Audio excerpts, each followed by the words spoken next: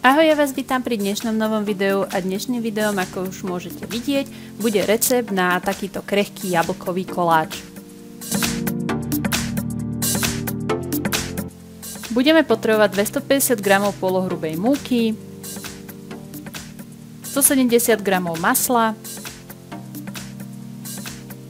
70 g krupicového cukru, 600 a 700 g jablk,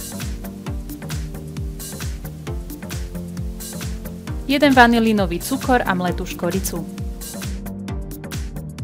Do misky si dáme polohrubú múku, k nej pridáme na kocky nakrájané maslo, ďalej pridáme 3 až 4 lyžičky studenej vody a spracovávame cesto.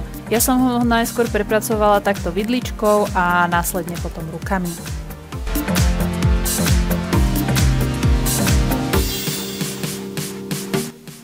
Keď máme cesto hotové, odložíme si ho na pol hodinu do chladničky. Medzi tým si pripravíme jablčka, ja som si ich ošúpala a takto nastrúhala na strúhadle, ale je to iba na vás, pokiaľ chcete, môžete si ich nakrájať napríklad na plátky. Pridala som k nim cukor, vanilínový cukor, škoricu a dobre premiešala. Vychladené cesto si rozdelíme na dve časti, časť cesta rozvaľkáme na pomúčnenej doske na veľkosť formy, vyložíme dno a boky formy a uložíme pripravené jablká.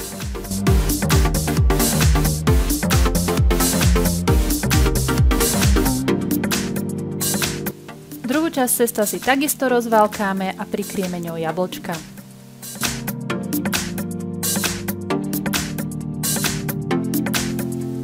Povrch cesta si popicháme vidličkou a pečieme v rozohriatej rúre na 200 stupňov zhruba 25 minút. Po upečení necháme koláč samozrejme dobre vychladnúť. Ja dúfam, že sa vám tento tip na jablkový koláč páčil a budem sa tešiť opäť pri nejakom ďalšom videu. Ahoj!